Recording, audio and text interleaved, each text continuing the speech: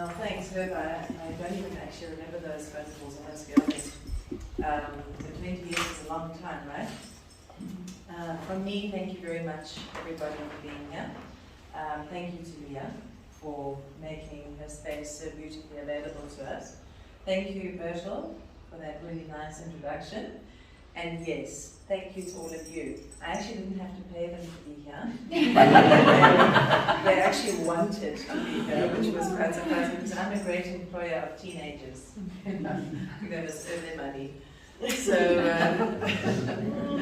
yeah, so it's wonderful to see the youth, the next generation, well, several down from me, that are so incredibly open and their minds are extraordinary and their consciousness is expanded, and it gives me immense hope for the world. So thank you. So when you do a talk like this for a group of people and you have such diverse consciousness in the room, so many people with different levels of understanding and different levels of experience and different paths, and so on, the question becomes, where is our starting point? Where is the place where we are all linked? And as I was thinking about that, what came to me was, do you remember what it was like to be unconscious? Do you remember that? Which is dreadful. I was thinking about it myself when this thought came to me. It was actually quite extraordinary. I mean, I used to work a short day in corporate, was an 18-hour day. I used to work often, I'm sure, 7 days a week. I made a lot of money, but there was no abundance. There was a feeling in my solar plexus like a hive of hornets lived there most of the time. This constant sort of sense of anxiety and so on and so forth. Karma would T-bone me with regularity, you know. You'd be cruising along, you know, on the highway doing 150, and next thing the wheel would come off and you'd be like, whoa, what happened? And there was no understanding. There was no deeper perception of reality or looking at why things were the way they were. It was a conditioned existence that was just passed on, you know, generationally, socially, etc. And a lot of unconscious people just accept it and keep living it, you know. And usually, for those of us that need to wake up, it comes in the form of a cosmic clock, right? And that can manifest as physical illness. In my case, it did. It can manifest as loss. In my case, it did. It can manifest in the rug being pulled out from under you, and yes, you guessed it, in my case it did.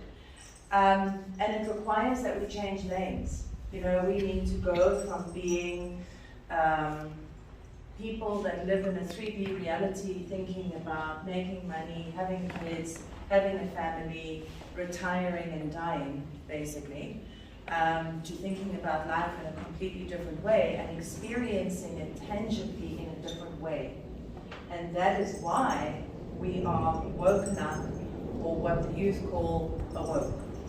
Yeah, we are awoke. So the did I get it right? I think so. So the thing is that process of waking up, of being cosmically slapped, is something that certainly many people from my generation have gone through, but I don't think that the youth will. I think that many from this generation are already awake, and they're just kind of relearning, reintegrating things that it took me many, many years to even begin to understand. So, while or as all of this happened, or rather once I was awoke, what then happened is I undertook training with shaman from South America. And I initiated with them for the better part of 15 years. I ran a community for them in South Africa for much longer than that. But, and that community at one point spanned in excess of 1,000 people, and it was countrywide. And it was a headache, oh, word. Politics, woo, horrible. Anyway, that's aside from the point. The thing about it is that my horizontal evolution, as it's called, which is really, once we wake up, we then have to go about fixing ourselves, as Leah mentioned. The interesting thing is that it's not really about fixing ourselves. It's actually about removing everything that isn't us and peeling it off so that the magnificence of who we are can eventually be exposed, right? Because we're already perfect, we're already extraordinary, and we're already these unbelievably conscious beings. We just forgot that we were. So the horizontal evolution is that process in the third dimension, in your physical reality. Everything that you see around you that is physical is the third dimension, and it extends from our planet into our solar system and out into space. So it's a question of correcting all our patterning, our conditioning, all our past life impacts, and so on and so forth. Everything that has happened here to us. And we perceive in the third dimension a past, a present, and a future. And that past and present and future is basically illusionary, but we buy into it to such a degree that we actually age. Shock and horror. This whole 20-year thing. Somebody sent a meme the other day that like 20 years ago was 2001. I was like, it wasn't even the 80s, that was 40 years ago. Something happened. Anyway, you guys will understand one day. Time moves very quickly sometimes.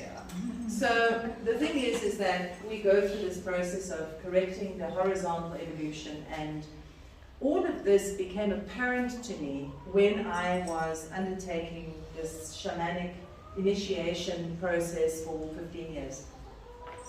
It involved many trips to South America. We did all sorts of crazy shit. But it was an extraordinary experience, one that most people don't have. During that time, I was growing myself, I was healing myself, I was learning, I was understanding, and I was downloading tools and evolving tools to help myself, because there weren't any. We're going back a long time, huh? I mean, when I did Reiki, there were 2 Reiki teachers in the whole country. If that gives you an idea of how long ago. Stop laughing, Michael. He's like, Jesus, that was long ago. So the thing is that, I mean, really, there was no sort of spiritual element here at that point. Nothing significant, you know. So I was evolving these tools, and I didn't realize at that stage until much later that essentially what I was doing was I was being shown. I was being shown the horizontal evolution. I was being shown all the steps that we go through as we traverse our horizontal evolution, and I was evolving new tools to deal with it. And I was like, whoa, I only realized that 15 years later, you understand? During this, or after the horizontal evolution had completed, so after I'd ironed out all the third dimensional creases, then started the vertical evolution. And the vertical evolution is what the New Age refers to as ascension. Essentially, the vertical evolution is the process of coming to be awoke interdimensionally. So it's about coming to know ourselves not only in the third dimension, but the fourth, which is the astral, the emotion, the energetic reflection of our emotional bodies. The fifth dimension, which is the energetic reflection of our mental state. The sixth dimension, which is our higher self. the 7th dimension, which is our soul state, the 2nd dimension, which is our subconscious, and coming to understand ourselves tangibly and become active in these dimensions as conscious energy beings. It sounds bizarre, but that is what the vertical evolution is. And it happens when we are ready. It's not something we can force, but we can prepare for it. And we prepare for it by eliminating all those creases in the 3rd dimension, coming into wholeness, bringing our masculine and feminine energies into balance, bringing harmony to our inner child and to all the other elements of us. This is what makes possible the preparation for the vertical evolution. So all of that information was just something that I was being consciously shown and understanding later as my own spiritual growth was unfolding. And it was mind-blowing. So from this developed all these metaphysics training, all these metaphysics classes, applied metaphysics, because although they have their understanding and their teaching originates essentially in a universal and scientific type way, and they're all energy-based, it is the application of all the tools that I learned and evolved as I was going. But more importantly than that, and that's what brought us here today, is that this book emerged, right? So I was spirit, and when I use the word spirit, I'm talking about the great spirit. I refer to the spirit that exists in everything that has life. I'm not talking about a spirit, and not a bottled spirit. Just spirit. So spirit basically said to me that I needed to write this book. It's a second book. The first one was literally like giving birth. In fact, I've just given birth to Gabriel, and it took me 2 years of raising a child and writing that book part-time. It was quite challenging. It took a long time. It showed me I wasn't a natural author, basically. This book, I sat down to write, and I expected another painful experience, and it was finished in under 3 weeks. And you know what the weird thing was? Is that I didn't actually work 8 hours a day. There were some days I managed 2. And there it is, done. So what this book is about, it's about the horizontal and the vertical evolution. It is all the steps that we undertake as we evolve horizontally, and then all the steps that we undertake as we evolve vertically. So the $1 million question is, what is the point? Why go through the evolution? Why go through the horizontal and the vertical evolution, aside from not wanting to be T-boned by karma? Well, it is inevitable. You're either going to do it consciously and deliberately, or you're not. But you're still going to do it. The difference between doing it consciously and deliberately is the amount of lifetimes it's going to take to do it, basically. And that's it. Yeah. So yeah, and the more conscious your pain is, the quicker it dissipates. Yeah. The elimination of suffering, basically. So the interesting thing is that the end result of the horizontal and the vertical evolution is enlightenment. It is the arrival of our consciousness back at source. And it is source's response to us in that state. There's been so much information, so much cryptic information written over hundreds of years about enlightenment. But nowhere does anybody tell you how the hell to get there, right? It's this thing that gurus in the East achieve, yeah? And masters in India. And if you meditate for 300 years through 17 lifetimes, you will access it, you know? but it's not tangibly given, and I don't understand why it's kept a secret. I don't understand why more people aren't exposed to it, and why the information and the steps are not made available to people. Because it's why we are here. We are here to evolve as human beings. That's it. There's no other purpose. Yeah? You might have your own contracts, that's a different story. But your purpose is the same as mine, the same as everybody in this room and everybody outside this room. It is to evolve. That's it. So, I think that's everything that I have to say. I don't want to be too long-winded because I know that everybody's hot and probably dying for some of Michael's hummus recipe. Hummus made in Michael's recipe. Sorry? You just carry on for another 15 minutes. We're going to do some questions. Okay.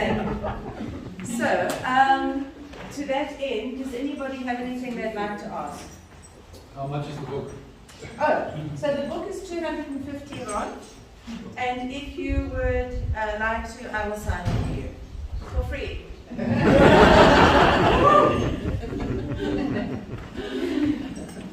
Anything else?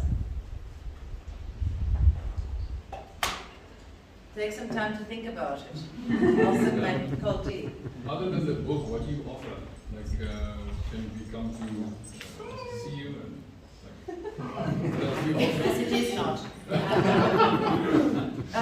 So my path started with my own healing on a physical level, and it evolved into a lot of body work, actually, believe it or not. Now that I think about it, I used to do reflex, aromatherapy, shiatsu, polarity, Indian head massage, all sorts of crazy stuff. And I learned Reiki. And a funny thing was, I was practicing all of this, and then one day I suddenly realized that I was just booking Reiki. I think maybe my other treatments were a little bit, you know, I don't know, maybe people didn't like them. Suddenly I was just booking Reiki. It was about 2 years in. And then what was also interesting was that while I would do Reiki, I would receive messages from people. And in those messages, I started to realize people were actually coming for the messages more than the healing. And one day, I mean, I had a healing center in Fairlands, and all these healers that were dependent on me for filtering work to them and so on and so forth. And one day, Spirit said to me, you need to stop practicing healing. I was like, what? They were like, you need to stop practicing healing. I was like, are you kidding me? This is my livelihood. Like, what the hell? But I was doing 8 hours of healing a day, and any healer can tell you that is my sugar. It is my sugar. It is unsustainable. Okay? 8 hours of healing a day, 5 days a week, sometimes 6 days a week, and it was for years. Amazing. I think I inherited my hyperactivity from my parents. But anyway, so the thing is that I gave up the healing center, gave everybody notice, and I stopped practicing healing. I went, okay. I said, oh God, what am I going to do though if I don't practice healing? And they said to me, you're going to channel. And I said, oh, and what's that? And they said, you know when you give people messages? I was like, yeah. They were like, that's channeling. I was like, oh, who knew? And I still remember the very first person that sat down in front of me, no training, and sat down and I channeled for them. A paying client, he was a guy that worked at Teljoy, who needed to get the hell out of Teljoy. He was actually at Sangoma, and he needs to go and be a Sangoma. I'll never forget him. But the point is that I was completely out on a limb, and that's how I was trained, and it was Spirit that trained me, nobody else. My formal teachers were my Reiki master and my shamanic teachers. That was it. Everything else, always left aside. And what was interesting, today I still practice healing. I do a fair amount of interdimensional healing, hands-on energy work, you know, like in-person energy work. I do a lot of ceremony, channeling stuff. But most importantly, I teach. Because for me, the first prize is that you do it yourself. That's for me first prize. I don't want you to be dependent on me. I don't want you to need me. I want you to need yourself. I want you to fix yourself, heal yourself, sort yourself out, and evolve. That's it. So I have your path all set out. Yeah, so it's about independence. So what you just said, you wanted everyone to take care of themselves. That's what I felt from our last session that I was with you. Like, here, Nunu, here, this is how you do it, off you go. Anyway, just a question about the book. With the interdimensional healing, the distant healing that you did with me, will that also cover Well, I side of cover, things? if I remember correctly, I cover the dimensions, but the tools are not in here. Okay. The tools are, I mean, if I gave you the tools, the book would be that big. No, obviously not the tools, but it's sort of more of an understanding of how it's done. So, we've got a section in here, and so, sorry, I'm just seeing the horizontal evolution begins. Yeah, we do. We hold expanding environments, moving through the dimensions, expanding what they are, what their purpose is, how we exist in those dimensions, etc. What a lot of people don't understand about the dimensions is that they are non-physical realities, but they are completely structured. They are as real as you and I, sitting right here, right now. And the extraordinary thing about interdimensional healing and work, I feel as though its time has come. It is extraordinary to me to witness the physical, emotional, and mental stuff that is corrected immediately with interdimensional healing. I had a lady who's built this week suffering terrible neuralgia, terrible. And she's been had on and off for about 3 years. Her aunt gets it, and popping huge painkillers, like the type of stuff you take for migraines. And we did an interdimensional healing, a distance healing on her, and it's gone. She's gone. I mean, I can tell you what it looked like interdimensionally. It was like a lightning bolt constantly impacting the side of her body and her head. The energy of it is as obvious as anything. The key is being able to perceive interdimensionally.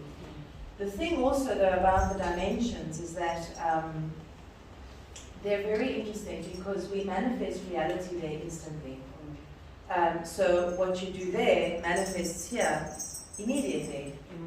And if you, the different forms or structures of the natural environments in the dimensions all have a meaning.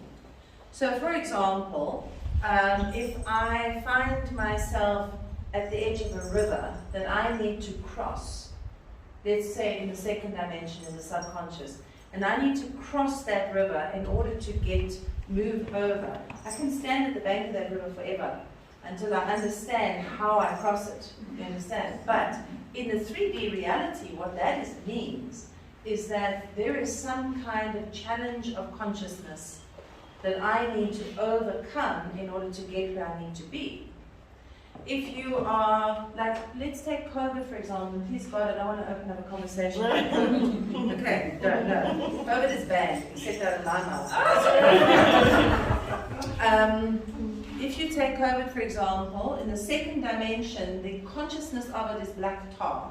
It looks like black tar. And people, and I've worked on many who have been sick, they are standing in a pool or a puddle of black tar. Some of it here, okay, some of it there, you can only see their eyeballs. They're just submerged in this tar. So what I'm trying to say to you is that types of consciousness or areas of awareness in our 3D reality have manifestations interdimensionally as aspects of nature. They show or manifest as forms of nature. What's interesting, because it is that way, if you go to work interdimensionally and you're not in your integrity, You're going to get shied. Ish! Just like that. It's actually amazing. I love it because the karmic implication is immediate. You have to be in your integrity to work there. You have to. Because let's say, for example, I go and work interdimensionally and I'm angry. I'm like, whoosh, okay? And when I go into that dimension, the first thing that's going to happen is I'm going to find myself in a reality or in an environment that is reflecting my anger or whatever it is. You understand? So it's very interesting, the dimensions and the way we need to function there. But I do believe that, I mean, like, humanity is waking up in the fifth dimension now. Literally, if you go and work on somebody interdimensionally and they're asleep, I mean, if they're not conscious, they are literally like sleeping in that dimension and you Vuga, wake up. You understand? So it's a question of, I believe, what's inevitable for all of us. We have to awoke interdimensionally in order to become whole, healthy, functioning human beings. You know, and it's the best chance our planet has. It's the best chance our solar system has. When people live consciously, they're not abusive. They're not unkind. They don't take advantage. They live with awareness and with generosity of spirit, and they're just different, you know? They're not being T-boned by karma at every intersection. It's a different experience. It's a more loving one, and it's a more unifying experience for our species, for humanity. And it's these dudes that are going to implement it, but it's our job to activate it. That's it. Okay, anything else, chaps? Yeah, I wanted to ask if you could say a few more words about what you mean when you say in our integrity. Can you just say a little bit about that? Sure. And how it looks for like us ordinary humans. So, I think one of the most important things when we work for our integrity is that we are aligned, you could say, with our divinity, which means that we are listening to our intuition or to spirit. We don't have a personal agenda. So we are doing what is what spirit is determining is in the other person's highest good as a healer, okay? Without attachment to outcome and without ego. We are grounded, we are present, and we are conscious, you know, and we are also, how can I put it? We're taking responsibility for ourselves, but allowing other people responsibility for themselves, most certainly. For me, that is integrity. Honoring our truth as we surrender to divine will, but at the same time, there's action. You know, there's movement. Because we need to, as healers, we need to action it, you know. Yes. So, I'm probably not that far off your age category.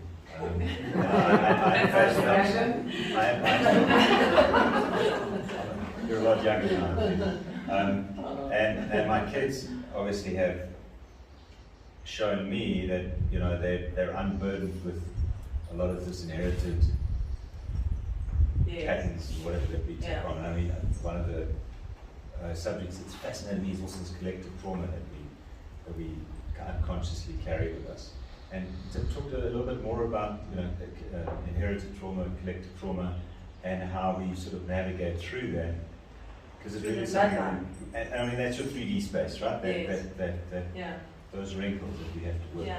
And I mean, it's sort of what I think my kids are seeing and trying to deal with, and you know, I'm just now, as double their age, sort of figuring out that this exists as opposed to what to do about it. Right? Yes. And how, you know, your T-bone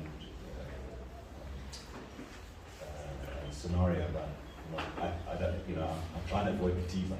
Yes, I understand. Look, the thing is that we inherit from our parents more than our physical genetics. So it's not just our physical looks. We inherit from our parents our behaviors, our patterns, our thought processes, our beliefs. And let me tell you something, as much as you grow, I'm never going to be like my mother. You will end up being like your mother. So, unconsciously, of course. So the thing is that when we become conscious, when we are awake, we are aware that this, or we can become aware that this is an inherited patterning, something that possibly has been sitting in the bloodline for generations, not recent, okay? Belief systems. If we take something like a belief around money, so my father always loved saying money doesn't grow on trees. And then at some point we figured out that money was made from paper, which came from wood, which actually meant that money was grown on trees. So we outsmarted him, you know? But it's a mindset that means that there isn't enough. And transcending that as an individual, overcoming it and learning that actually there is an abundance and there is enough for every living soul on the planet is actually part of our evolution. It's not about taking too much, because we can only use so much. You can only eat one meal at a time. You can only drive one vehicle at a time. You can only wear one pant at a time. Well, depending on the look. But the thing is that it's about the sense of abundance, and we can transcend that. The processing that I use for that is something that I teach in Metaphysics 1. It's class 2 actually, it's like right there in the beginning. And it is about, it's a way to access the subconscious in a very simple form with no hypnosis. You can do it on a 5-year-old child. And it's about changing patterning. One of the most powerful things that we come to understand is that I get to decide who I'm going to be. I don't have to be a product of my society. I don't have to be a product of my bloodline. I don't have to be a product of my culture, my financial circumstances. I get to decide. And when we take that power for ourselves, like your kids will do, they're sorted. They're going to nail it, you know? Yeah. Also, when we, as parents, when we clear shit for ourselves, it doesn't perpetuate behind us, you know? Our children are free of it. You can thank me later. Tea good, lots of tea. Yeah, so anything else? Yes. But if you're trying to evolve and be a better person and what have you, be kinder to the earth, but the people that surround you are not, how do you cope with that? Or how do you deal with that, especially if they're family? Well, first of all, don't throw pills and swine, just say. It's not our job to try to grow other people. We are responsible for ourselves. And I think the circumstances that we find ourselves in are perfect. They're exactly what we need in order to evolve. So if there are people around us that challenge us, who don't understand us, etc., it's part of what we need to, you could say it's the compost that we need in order to evolve. But it's also, how can I put it? At a point, we grow beyond it. And when we get to that point, very likely those circumstances will change. Either people around us start waking up, or dynamics alter. You know, it's just as simple as that. But unconscious people can be extremely challenging. They try our tolerance and our patience. You get on the road in Johannesburg, and you're already there. You're like, what happened to my evolution? Walking in my garage. Driver's batty. Anything else? Any other questions? Sally, going on to what you said about you're not anybody else's thing, that's today's biggest problem. We try to follow a certain thing that goes along and we don't realize who we truly are because we always try to fit into the certain acception of everyone else just to feel like, okay, we belong. And a lot of people don't realize that in a sense. Only when they start getting older and seeing who truly stayed in their life and who truly left, they start realizing, see, if I am who I am, it's not a problem. And Lulu, what you're saying is absolutely true, and I think it starts very much in puberty. It starts, you either become a rebel or you don't. And even if you're a rebel, you're only rebelling the way your friends are rebelling. Do you know what I mean? So the herd mentality starts already in puberty. When we're kids, like when you were 8 or 5 or whatever, please man, you would wear a yellow sock. Okay, you would still do that. But like a yellow sock and a green sock, and you'd wear the dad's like t-shirt, and you'd put a bow in your hair. And you wouldn't give a hoot. You'd go like that to preschool. I mean, my mom was telling me about a video of Gabriel trying on one of my leopard print dresses for a school play when he was like 6. And I mean, we took the video, we were canning ourselves so bad.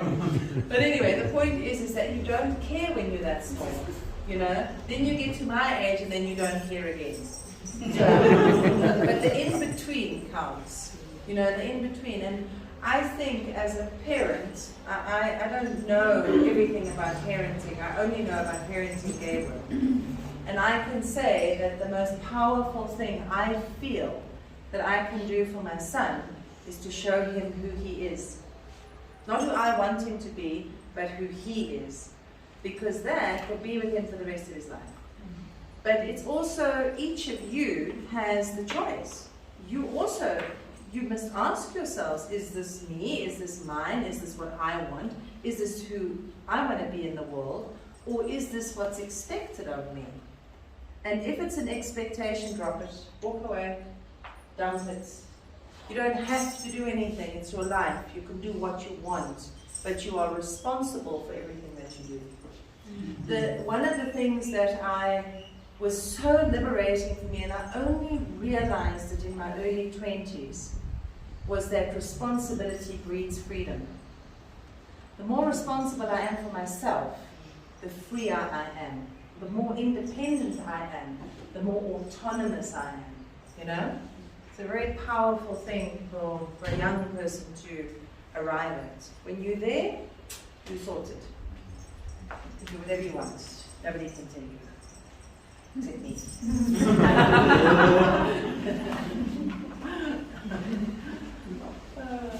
Does that answer your question or affirm what you're thinking? Oh. Okay, good. Anybody else? If there isn't a question, I don't want to dominate here, but in terms of your corporate analogy earlier about sausage machine, right? T-bone and Carmen. And this element of creating a corporate where you can show up authentically, creating an environment where your gifts are cherished. Like is an aspiration that we've been trying to work towards, but that's sort of breaking. Sure. I think that is like trying to create a fairy realm in the middle of a world. I mean, how does that happen? You speak about and use the word cherish in relation to corporate. I don't know that corporate is capable of cherishing anything. Sorry. I think the systems really have to change, and they're going to change generationally. These guys will change what corporate looks like if they manage to stay out of the sausage machine. You know, you see it now. Even, I mean, a lot of people are so mean about the millennials, but I actually love millennials. They are doing things that we should have all done. They're breaking the mold. Sure, their parents are financing it, lucky them.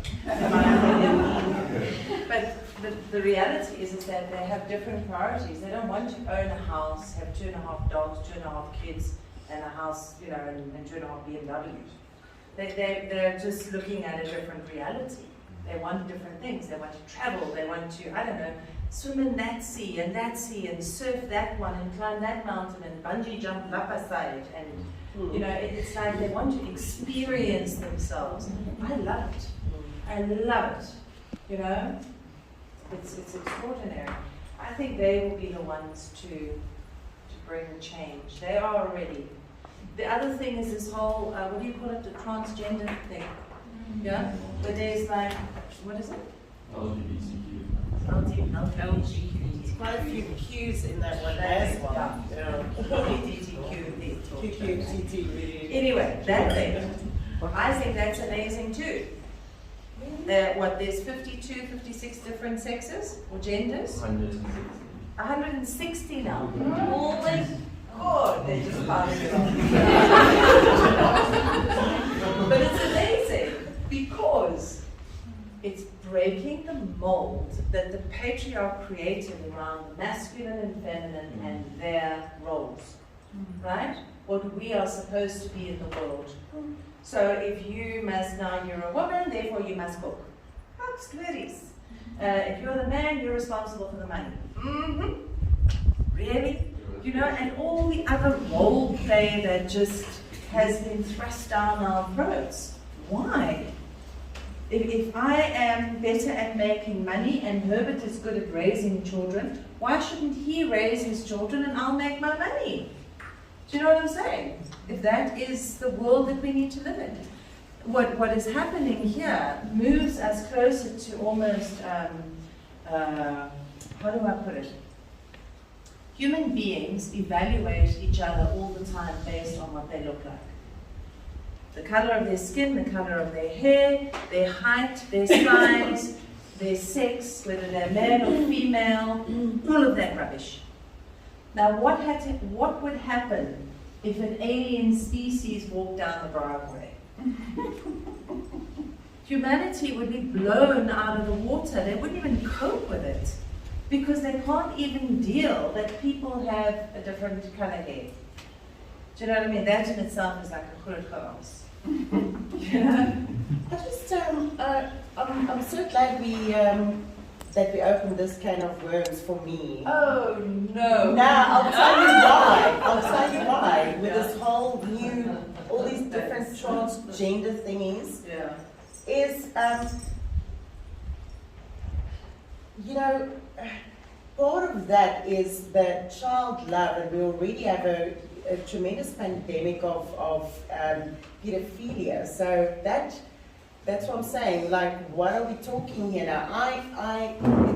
It is quite interesting to now be exposed to, yes, breaking the mold, but to what degree are we talking about here?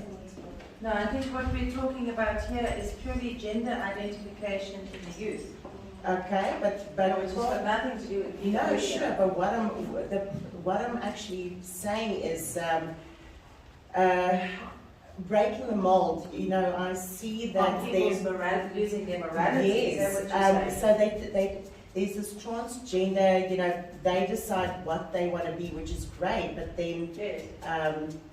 then there is the morality side, which Okay, but hang on a sec, uses, Marissa. That morality issue has always existed.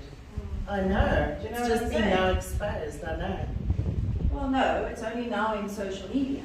But it's always been there, and it has always been a problem. And there are people who have already from generations, 4 or 5 generations before me and older, who were raped by their parents and all sorts of crazy shit that's gone down in the world. Morality is something else entirely, and it often is born from suppression. When people are not allowed to be themselves and they're put into molds that don't suit them, problems manifest. You get, I don't know, a gay man married with 3 children, but he shouldn't be married. He should be in a relationship with another man where he can be happy and socially accepted there. People need to be what they are. And this is not about the wounding of humanity. That's a different thing, and that is where morality comes into question. Do you know what I mean? Because I've never heard of these different genders until this whole COVID and the lockdown and do you know what I'm saying? And they've been around a while. They were, the last time I checked there were 56. But now I believe it's hit the 160 mark. That's incredible.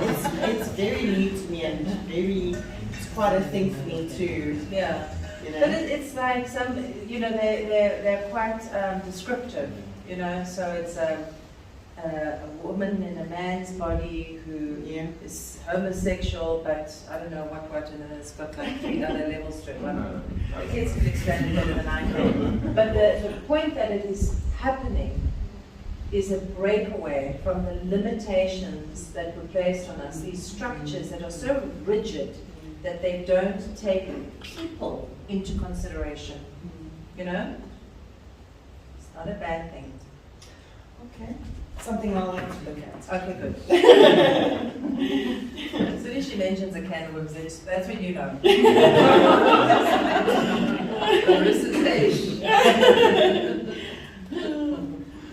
Okay, Manunis, shall we break and go and have some tea and eat some things? Yes? Thank you, everybody, for being here. Thank you, guys.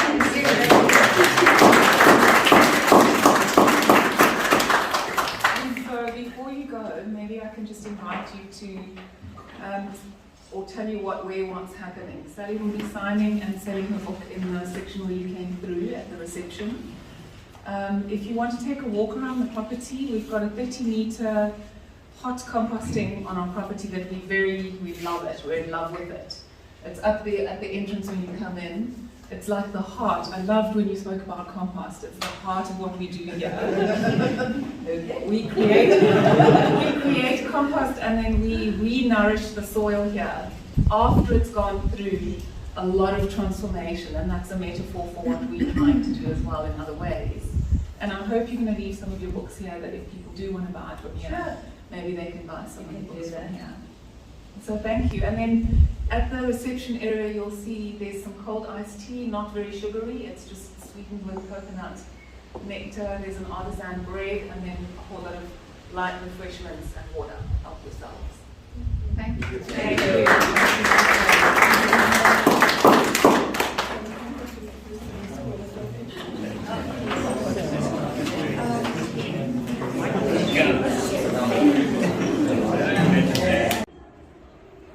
Hi, I'm Sally Rossiter. Thank you to all the people who attended my book signing today at the Collaborative Healing Center. We had a wonderful turnout and a great experience. I'm very grateful and thank you all for your time and your love.